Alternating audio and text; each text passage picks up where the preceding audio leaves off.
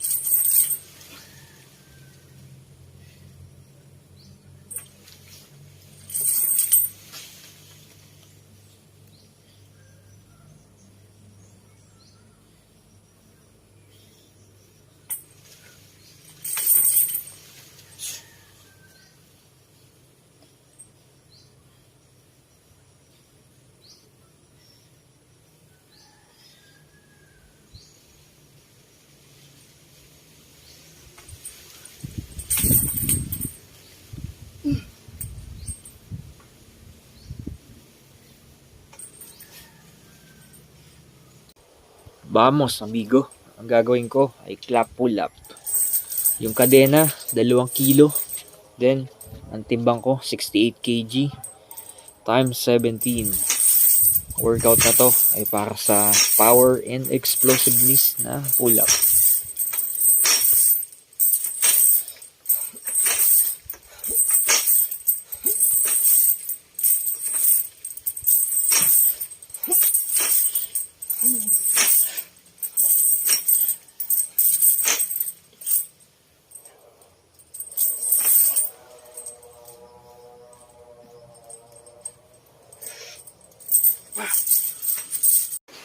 What is up mga buddy?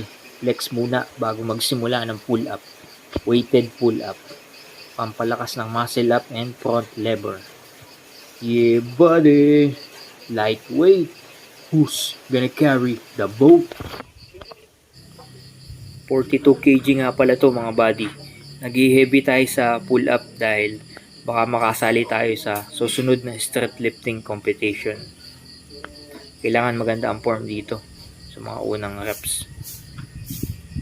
Straight yung arms, then pag pull up kailangan yung chin lalampas dun sa bar. Yung mga pahuling reps okay lang kahit hindi na maganda ang form nun, basta yung mga unang reps solid naman, yun ang mahalaga. Who's gonna carry the boats and the logs? Yeah buddy! Lightweight. Naka-4 na pull up lang. Good. Better than yesterday.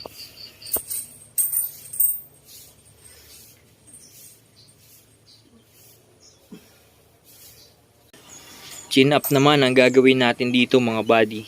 Ang mahalaga dito ay intensity and quality. Kailangan maganda yung form sa unang reps. And yung mga last reps, okay lang kahit half reps lang yun. Force reps kung tawagin nila. Who's gonna carry the boats and the logs? It's you, buddy. David Goggins.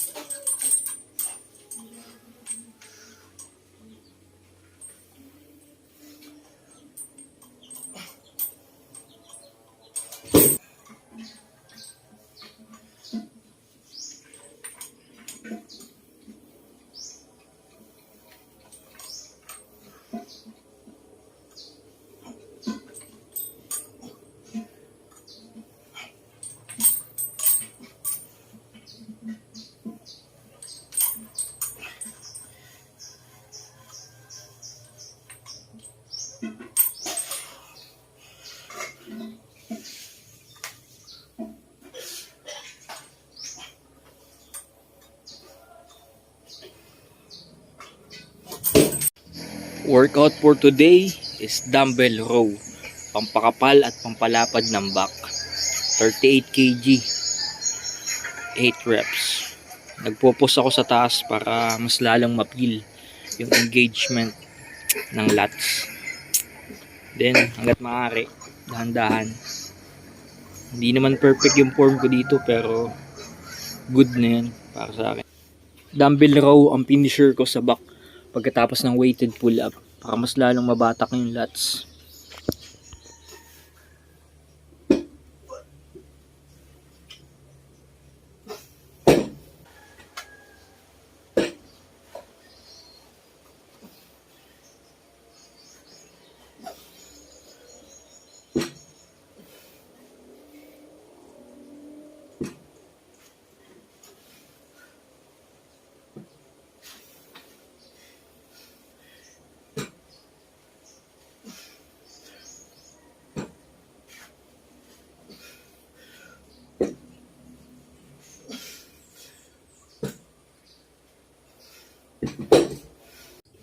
Last set ng back workout ay barbell shrugs 80 kg times 8.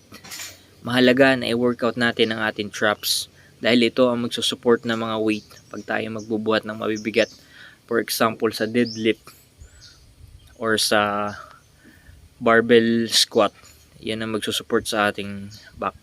Pag mayroon kang makapal na trap, so yan, hindi ka masasaktan masyado. Pag mayroon kang pasan na barbell.